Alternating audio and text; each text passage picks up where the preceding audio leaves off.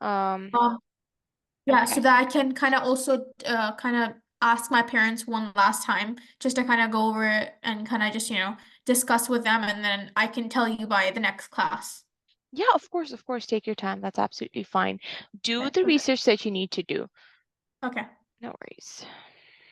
Mhm. Okay. Do you mind just giving me a second? I'll just get my pencil real quick. Yeah, of course, go ahead.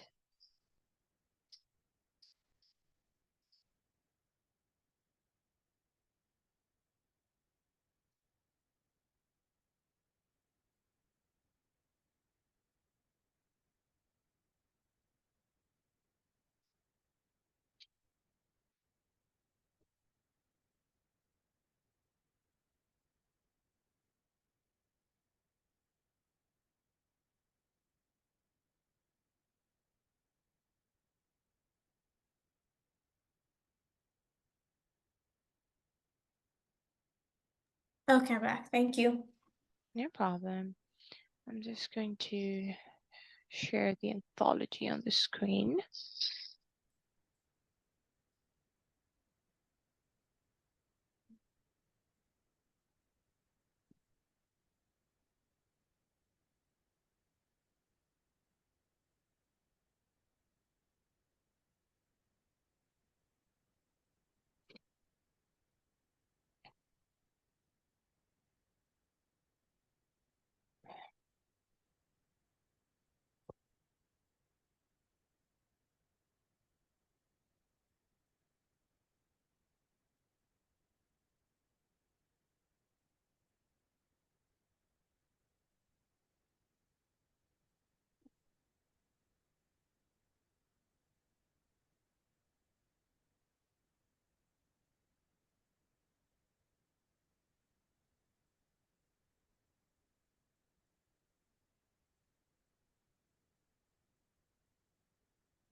Right, so this is the anthology, the poetry anthology. Do you want to start off with the first poem in the list, or do you want to choose at random? Yeah, we can start off with the first poem if Yeah, perfect. Have you ever read it before? yes. Have you annotated it? Not in depth. Not really. Not annotated it, no. Okay,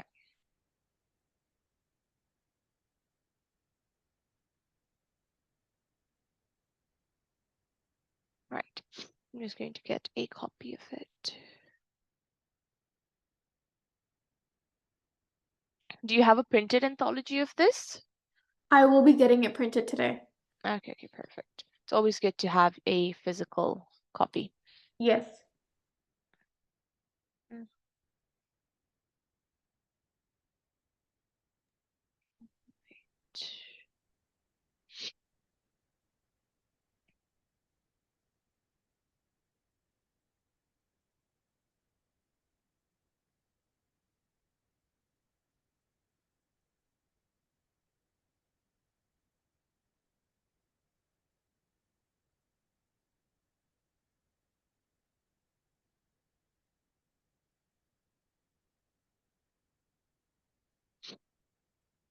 I'm just trying to get a full picture of it.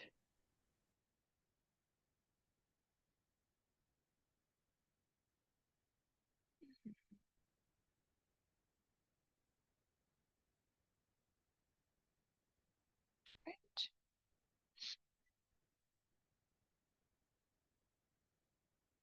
Okay, I'm sending this to you in the chat as well, so you can kind of save a digital copy. Sure. And I'm just going to give you around a few minutes to read it and refresh your memory on what you had done before. Once you're done reading, let me know. Sure.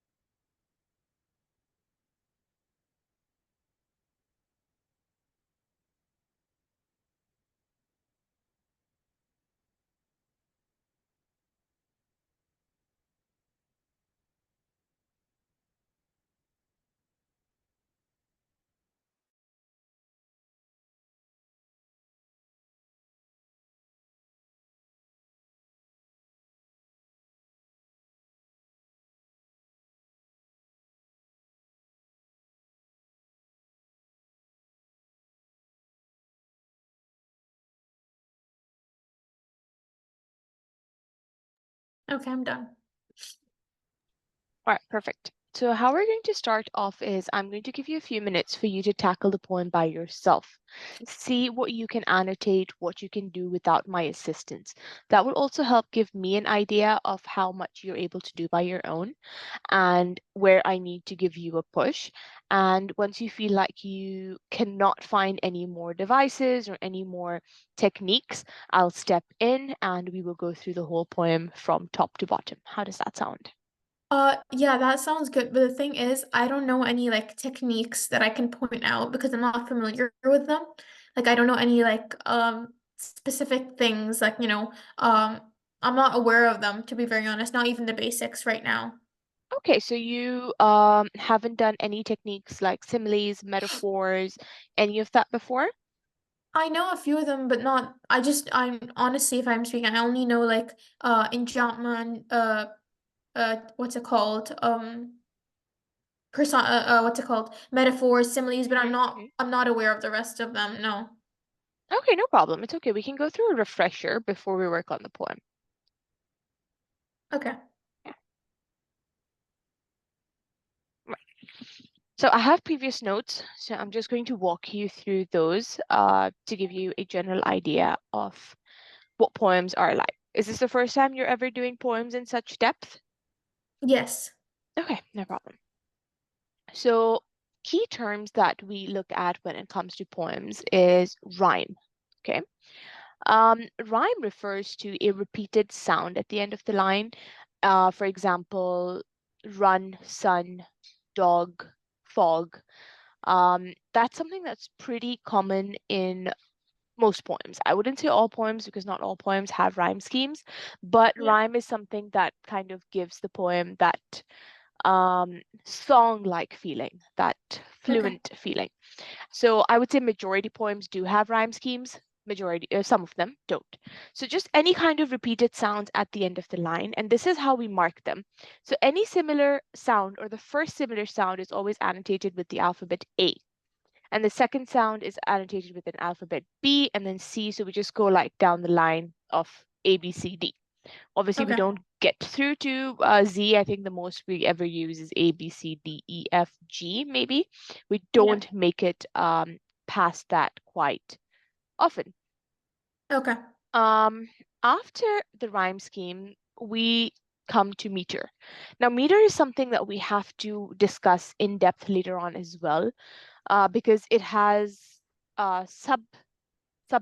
So meter is just like an overall rhythmic structure, how many number of syllables there are in a line. And what we mean by syllables is the sounds that we pronounce, the vowel Okay. sounds that we pronounce, okay?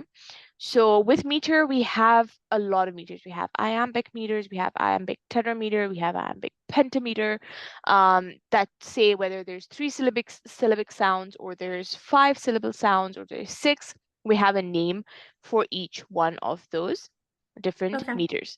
So that is something that we can always kind of come back to and have a more in-depth discussion. Um, we have the form of the poems as well. Now, form of poem is usually referring to the overall structure. Like what type of poem is it? Um, that's always based on the number of lines or the number of stanzas in a poem. It is measured even using the rhyme scheme. So the form is something more generic to the overall idea. For example, any poem that has no rhyme scheme is referred to as a free verse poem. Okay. And then we have other poems or other forms like a sonnet. Sonnet is usually a 14-line poem centering around the themes of love. Not always, but generally. We have elegies, which are usually a funeral or poems dedicated to the dead.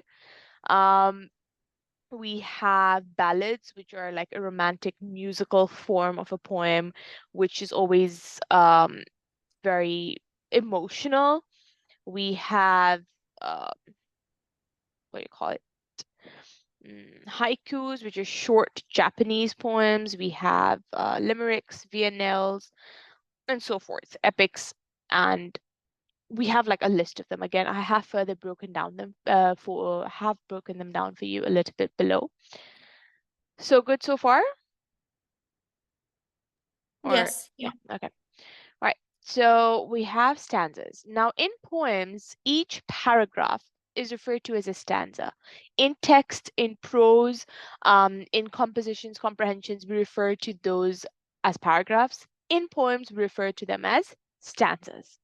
And each sentence is referred to as a line. So we have specific terminology in poems, stanzas for paragraphs, lines for sentences. Okay. And that's what we will be using throughout our annotations, throughout our answers. Whenever we want to refer to something, we will say stanza 1, stanza 2, line 5, and so forth. We do not use paragraphs or sentence. Now, Okay. types of poems can also be the themes, but types of poems is usually referring to the form that I addressed ahead a little bit before. But it can also be considered a theme because it's what brings us to the theme of the poem. It's what centers the poem or gives us a general idea of what the poem is about. Now, the first types of poems is acrostic poems. Acrostic poems are poems that we have learned like in high school. They're not poems that are quite common in today's world or in the poems that we will do more extensively, but have been something that you might have come across back in high school. Let me know if I'm going too fast for you, okay? Okay. Right. So acrostic poems refer to the lines being arranged in a way that each first letter of each line would spell out a word. For example, the bottom poem, which says perfect tool for writing, evolution from quills, no touchscreen or keyboard, the first letter of each line is P-E-N, which spells out pen. So that's what acrostic poems are. They always have this secret message that has to be decoded from the first letter of each line. Okay? Okay. Got it. Are you familiar with Taylor Swift? Yes. She writes a lot of acrostic songs. Okay. Got it. Her fans are always looking for these Easter eggs, as they call it, hinting that her lyrics are penned down in a way that they're acrostic, and they're always hinting to either her song or her, relationships or something or the other. Not all of her songs, but some of her songs have taken off an acrostic um, turn. I'll try and find an example for you so that it's more in depth than the one I have here, which is pretty basic. Sure. Yeah, but the next one we have are ballads. So ballads, like I said earlier, are narrative poems. They're always telling a story. They have a very melodious song-like feel, but are very, very emotional, very, very, very deep. I think one of our poems in our list, our anthology, Dame le Son Messie, is a ballad. So Okay. we will get a good idea of what ballads are like.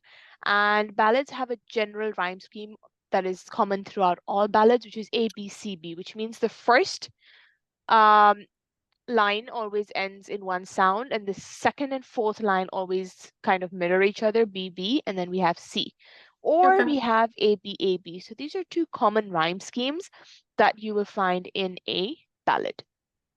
Okay. Now, I'm just giving you general information here.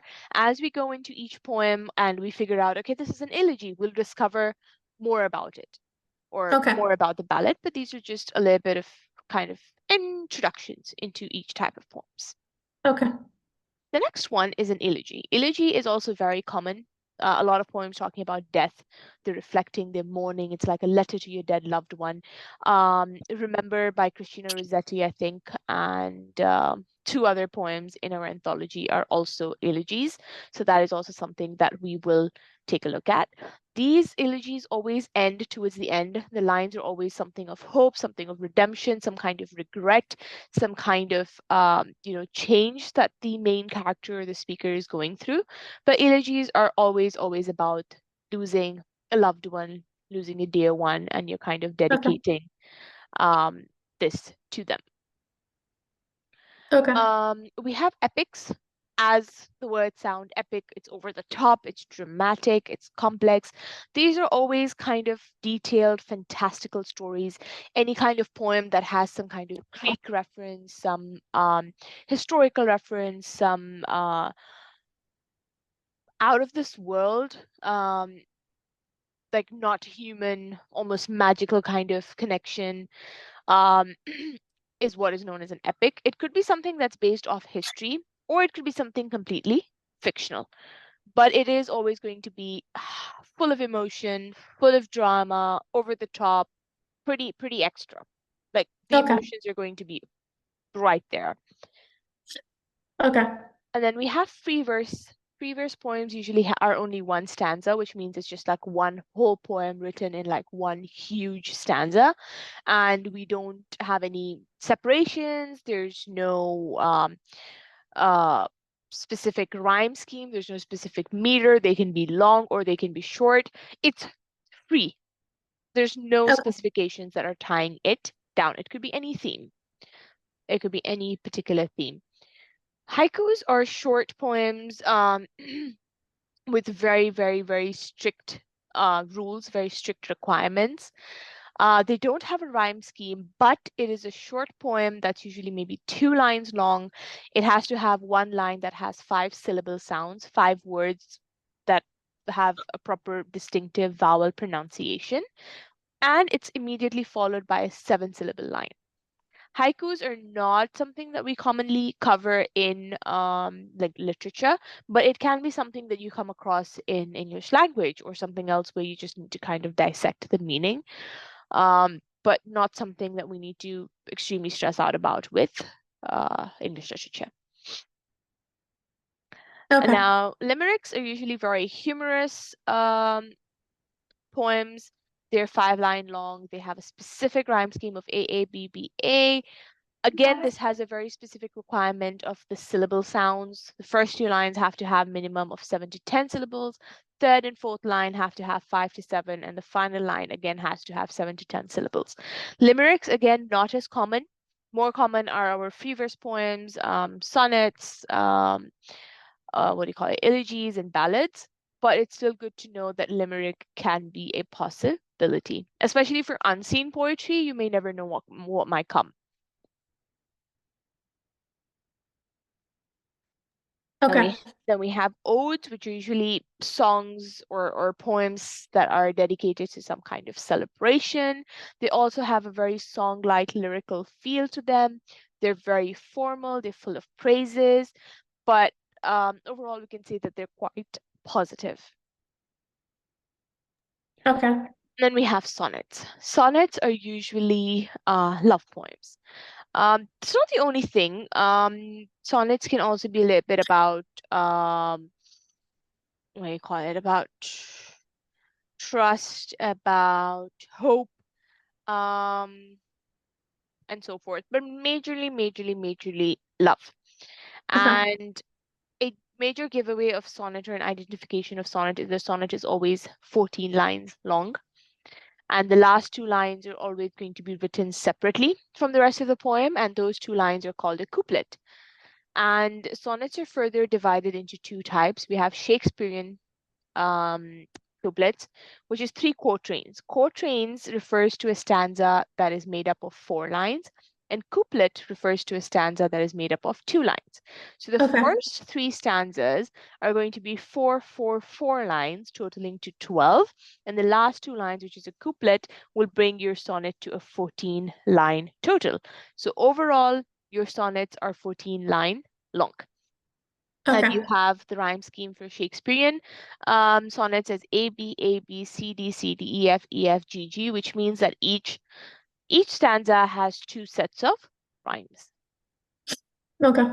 And then we have Petrarchan stanzas, which have 2 stanzas, one which is an octave, an 8-line stanza, and one which is a sestate, which is a 6-line stanza. Again, total lines 14. But if you have 2 stanzas, it's a Petrarchan. If you have 3 stanzas and a couplet, it's a Shakespearean sonnet. Okay. The Petrarchan sonnets always have a argument or question in the first 8 lines. A problem has been produced, has been introduced, an argument or a question has been presented, and then when you move on to the 6-line stanza, there is a change of tone, which in poetry we refer to as volta. So whenever we're Okay. not answering the question, we can say that there was a switch in volta in line so and so, or there was a switch in volta in the second stanza, which refers to change of tone. And usually it's because the second stanza, which is now 6 line long, is responding to said argument or said question that was presented in the 8-line stanza before. Okay. Good so far? Yeah. Yeah. And then we come over to a Villanelle. Villanelle is a very obsessive poem, something that is very dark, very rooted in emotion, very intense. It's 19 lines long. It has 5 tercets, 3-line stanzas, and 1 4-line quatrain stanza at the end. It has a very Sorry, can you give me a second really quick? yeah, of course, of course. Sorry about that. No problem. Take your time.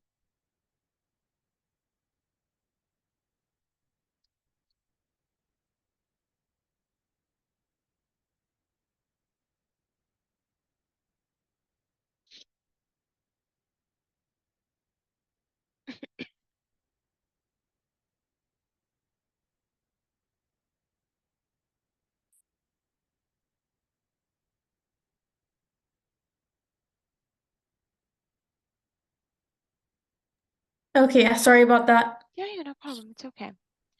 So, like I was saying, VNLs are very strict with their format. As you can see, the instructions below, line 1 is a repeated line 4 times throughout the entire poem. So line 1, line 6, line 12, and line 18 are the same sentence, literally the same line. And then line 3, line 9, line 15, and line 19 are all the same exact wordings, exact same lines. So that's what makes a VNL so distinct from the rest of the poems, is that the format is quite rigid. Okay. Okay. Now these are our basic stanza forms in poetry, as I was referring to a few of those lines above. These are the rest of them. A 1-line stanza is known as a monostich, a 2-line stanza is a couplet, a 3-line stanza is a tercet, and then we have quatrain, quatrain, sestet, septet, octet, or octave as it's commonly known. A 9-line stanza is known as a nonet or a Spenserian, and then we have a dizaine. It's always good for you to know this terminology because it's going to be Yes. something that adds to your knowledge, and one of the AOs in your answering, and the examiner will be quite, impressed that you're aware of the terminology. So it's not Uh-huh. something that I'm going to say that isn't important, but I'm not going to forcefully make you remember it. It will come with time. As we do the poems, as we address them, as we answer questions, this is something that you will generally get used to referring to, because it's just how we talk in Yeah. poetry terms. So it's not something that I'm going to be like, you need to sit and memorize now, now, now, now, now, but it will come to you over time. It's always good to know. Got it. Yeah. We have types of poetic techniques. Now we have over 50, maybe even over 100 techniques. I have only gone through a few in this particular chart, just a few basics. And as we go across the poems and there's anything that needs to be addressed, or any other device that you need an explanation to, you can always, stop me right there and say that this I do not understand, and this is what I need to go through. So we can always come back to this page, and I can add more of those devices under the ones we already have and build up this entire file. And then at the end of, the month, or the end of 2 months, whenever we're closer to it, I can share the entire file with you. Sure. Yeah. So we have the types of poetic techniques, which is 1, alliteration. We have allusion, we have anaphora, antithesis, assonance, asyndeton, consonance, enjambment, hyperbole, imagery. So I was going in alphabetic order, and I've made it through to imagery. So what I'm going to do is I am going to share this file with you right now on Zoom. Okay. And I want you to kind of just go through the notes, just of these devices at the end. Go through them, try to refresh your memory. Let me know which ones are still confusing so we can go through those before we move on to any new ones. Sure. Yeah. So I've sent it to you in the Zoom chat. It'll take you maybe about Yeah, I 5 minutes got it. to go through them. And you can let me know once you're done. Sure.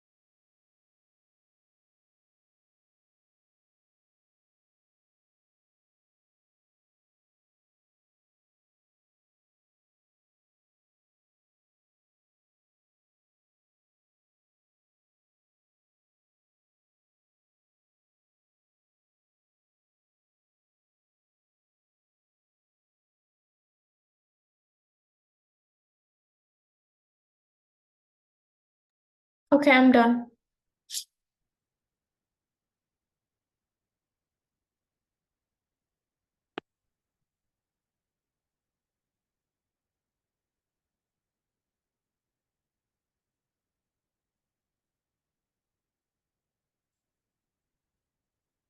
Okay, I'm done. Hello?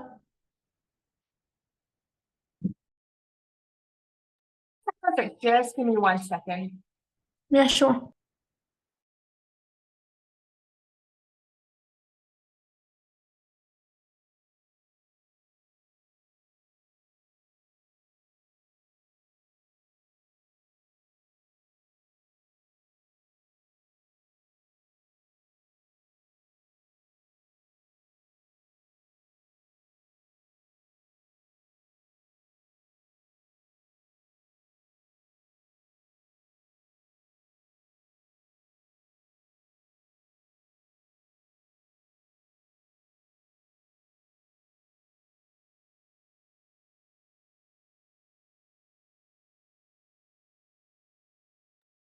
Sorry, my doorbell just rang. There's someone at the door. No worries. Yeah. So were the notes clear enough? Was there anything confusing? Is there something you want us to go through? Yeah, I just had a question about 7, 6, and 5, the Okay. types of poet techniques. Okay, 7, 6, and 5.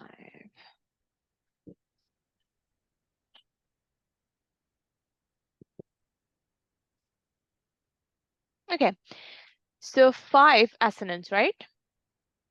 Yes. Yeah, okay. So assonance is something that people confuse a lot with alliteration, okay? But assonance is the repetition of a vowel sound within a sentence. As you can see, I've highlighted all, stage, all, men and women, merely, players. You can see that all of these have either the vowel A that's repeating or the vowel E that's repeating. And Yeah. what kind of importance assonance has is that assonance really helps when we talk about the pentameter that we were referring to earlier on. because the meters and pentameters are all about vowel sound repetitions, right? So assonance is creating an internal rhyme scheme.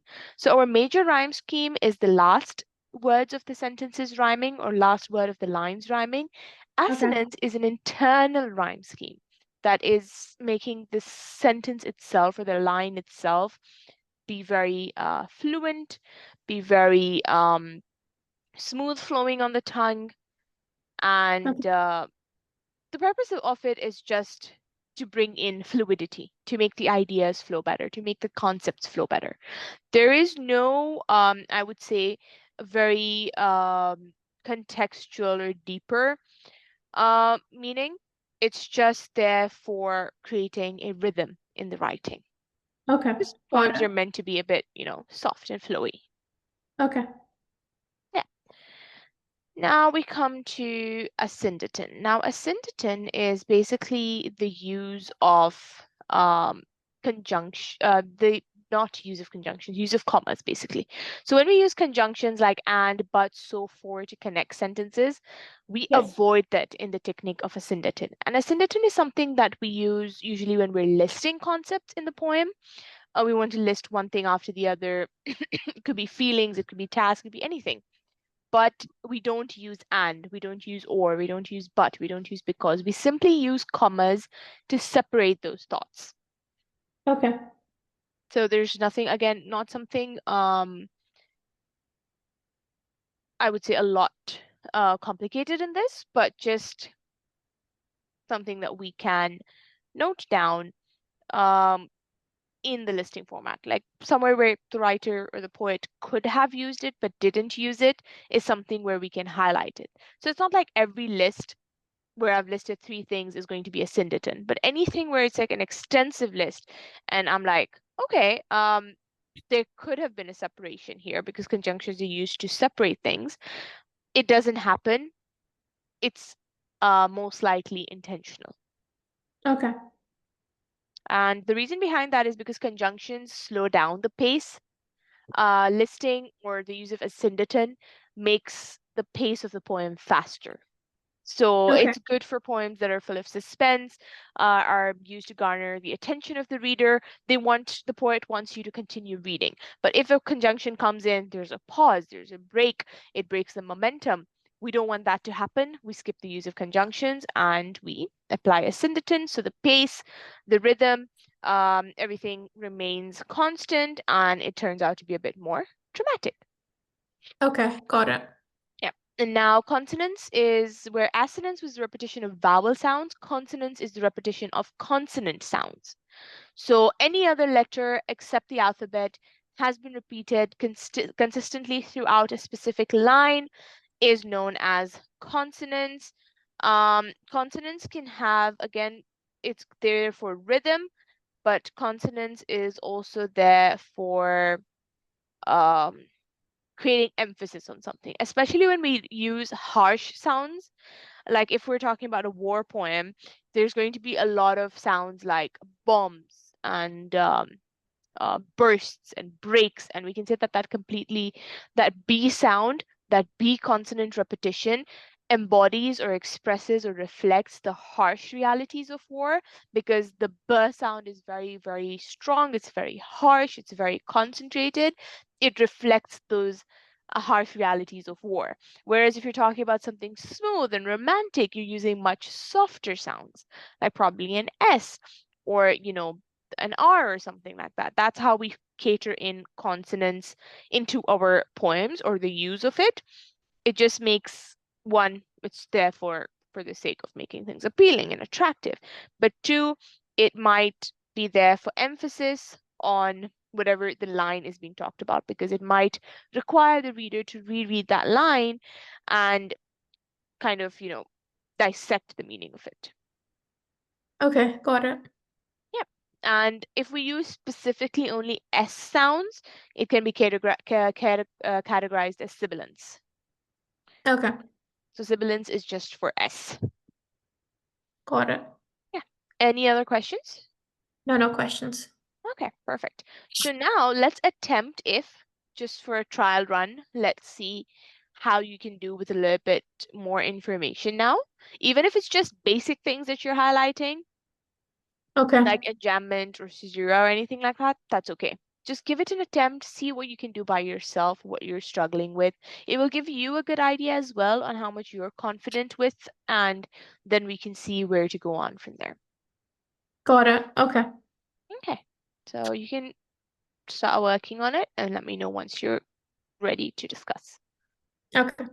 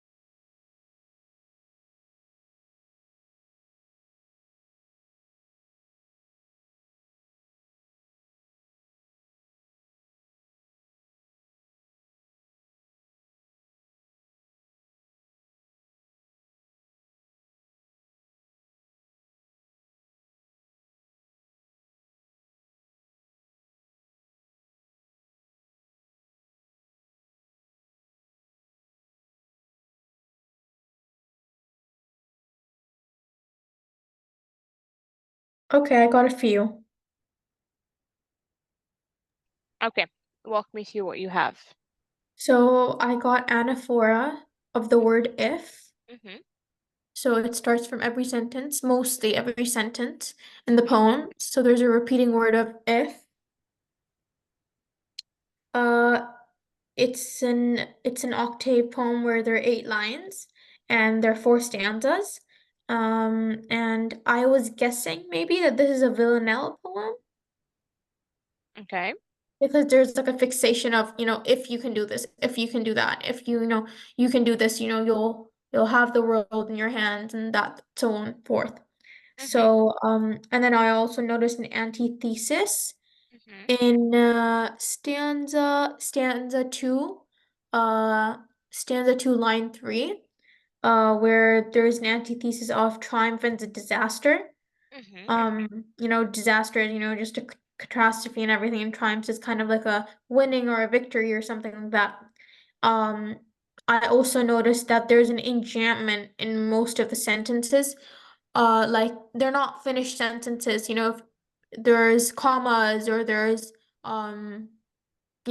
sentence starting with and. Mm-hmm. So I think there's a bit of enjambment as well. Okay. That's all for you right now. Okay, okay, perfect. That's not bad. So we have if, which is anaphora, obviously, throughout the poem. Other than if, we have or as well. Okay,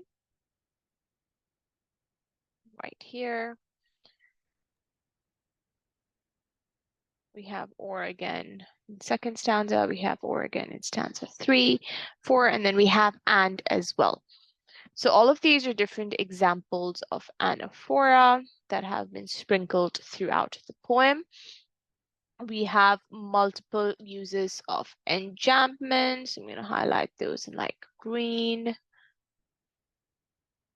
Just kind of give you an idea. Other than enjambment, we also have caesura. Are you familiar with caesura? I'm not quite sure. I've heard of it, but I'm not quite sure, no. Okay, no problem. So caesura is basically, so where enjambment kind of cuts off the line or the thought and moves on to the next one, caesura is a break in thought, a pause. So any Okay. full stop, any comma, any hyphen, any explanation, all of that counts as caesura As generally, well as semicolons? as well as Semicolons, right? yes, yes, yes. Because Okay. those kind of bring pauses into the flow of the poem and they're meant to elicit some kind of thought process. So they're very Okay. skillfully placed so that you pause and you think about what has just been mentioned. So even though Okay. every comma, full stop, and everything is a pause, not each use of it is going to be considered a caesura. It's just about the ones that are very strategically placed that kind of evoke a thought Okay. that would be counted as caesura. So I'm just going to anyways kind of color code them and highlight them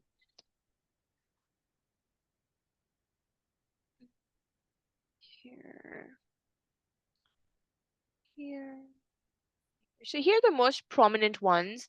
I wouldn't say that every semicolon is a caesura, just the ones that really dig deep, but we can say that the hyphens are a very good use of caesura because they add more extensive information to the previous thought, thus um, evoking a whole new thought process or really making you ponder what was stated Okay. early Okay. on. Okay, so now other than caesura and anaphora and enjambment, now enjambment, caesura, anaphora all come into structural techniques, okay, or structural kind of aspects, not linguistic aspects. Linguistic aspects is now where the similes and metaphors and personification and all of that comes in. Yes. So it's always good to kind of have that clarification or that distinction in your mind as well. Now, if is not a VNL, if is just an inspirational poem. Okay. Um, what is a VNL is this poem here. Do not go gentle into the good night, the second last Got one. it. So do not go gentle into good night is a VNL. Remember is an elegy. My last touches is an elegy. War photographer and blessing, I think, and prayer before my birth are all war poems. Yeah. La Belle Dame sans Merci is a ballad. Sonnet 116 is a sonnet. So I think you'll get quite a variety of poems in this anthology. This is one of the oldest English anthologies. I, in fact, did this when I did my own O levels. I did Yeah. the exact same one. So it's been around for years. And the reason being is that it covers majority of the poem types. So that's a good thing. You cover a lot of themes, you cover a lot of forms, a lot of structures. It's quite extensive. And I think it will be a good walkthrough. Okay. So let's kind of walk through a brief, just highlight a few more techniques for you. So can you just tell me what you understood from this poem? Just a summarized version of what this poem is about from your perspective. I think it tells us, well, in this case, he's talking to his son. Mm-hmm, You can just see at the end of the last line where he says, "You can be a man, my son." mm-hmm, So he's talking to his son, and it kind of tells him, his son, if you can do this, if you can finish all this list of things, then you can become a better man. But in this case, I think he's telling us how we can become a better human. mm-hmm, But yeah, I guess it's just a little bit of checklist to tell us how we can succeed in life. mm-hmm.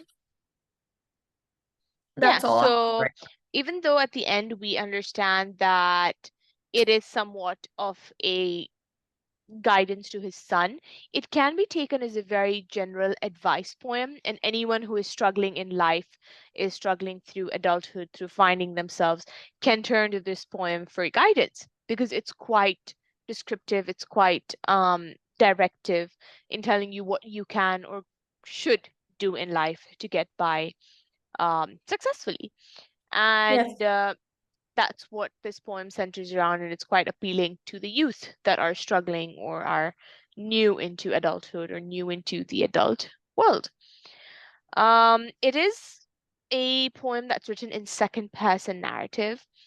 The narrator directly addresses the reader, and it's only until the end of the poem that we realize it was addressed to a son, but Yes. it was quite general throughout until the end. It's very positive. It's very motivating. Those are the tones that we can highlight the poem in the poem. And as you mentioned, it is an octave because there's four stanzas, each one of them, which is an 8-line stanza. And it is written in iambic pentameter. So iambic pentameter,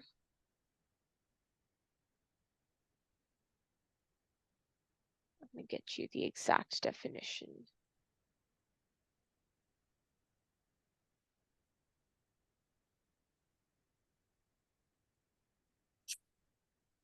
Okay. So iambic pentameter is specifically focusing on 10 syllable sounds per line. So I can Okay. copy paste that information for you here.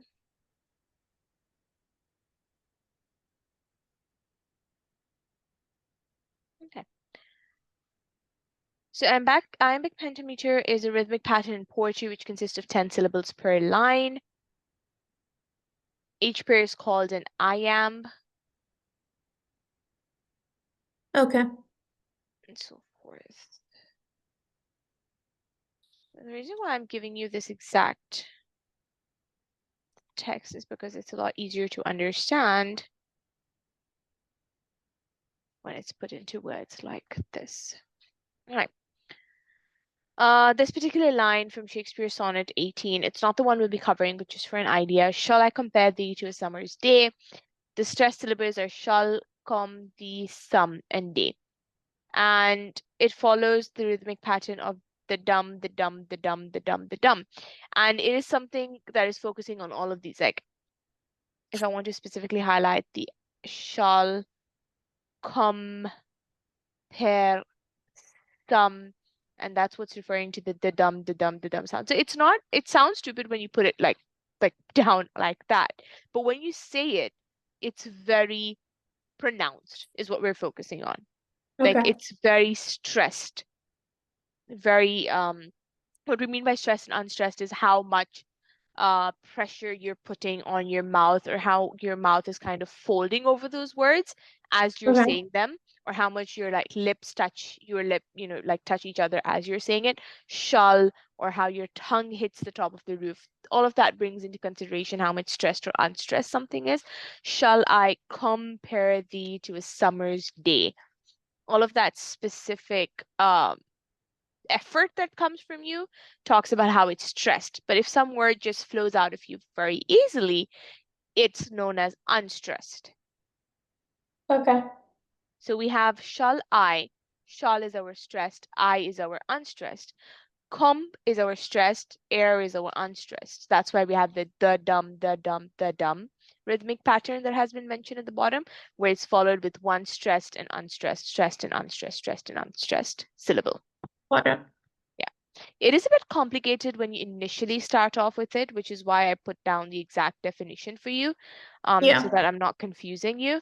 But as you progress through the poems, you will kind of like notice it as you're reading through the poems. You're like, oh, this could be a syllabic line because there's a lot of pronunciation over here. Yes. Yeah. So it's something that comes with practice. Got it. So, like I was saying, it's an iambic pentameter. We talked about how this poem is about a father that addresses his son and kind of motivates him to have faith in himself. He gives up a lot of secrets on how to become a better human being, how to succeed in life, how to, not give up after struggle. Those are a lot of the advices that a normal father-son duo would share amongst themselves.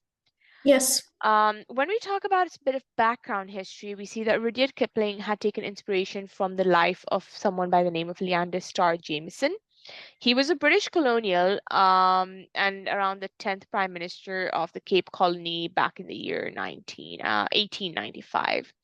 And he was known for assembling this kind of private army that overthrew the government at that time because they were occupying large parts of South Africa. And they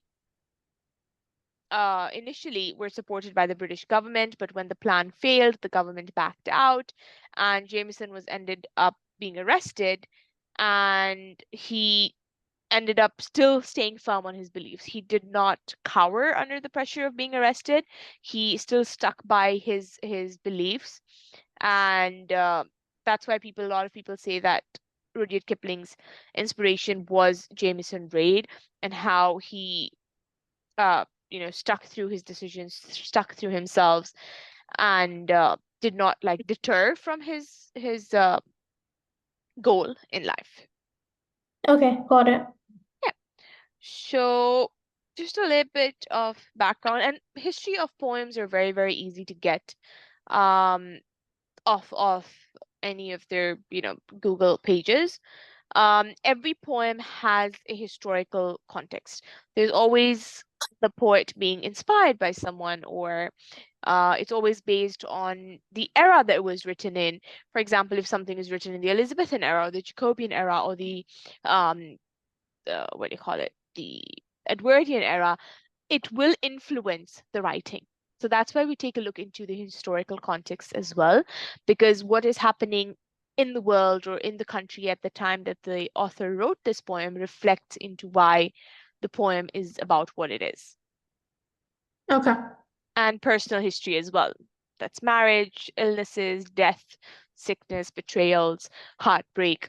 All of that also plays a huge role into poems because poems are like a love letter on paper. Writing your Got it. feelings is like journaling. So we will take a look into historical context of these poems as well, just so that we can briefly address them in our questions. So Got it.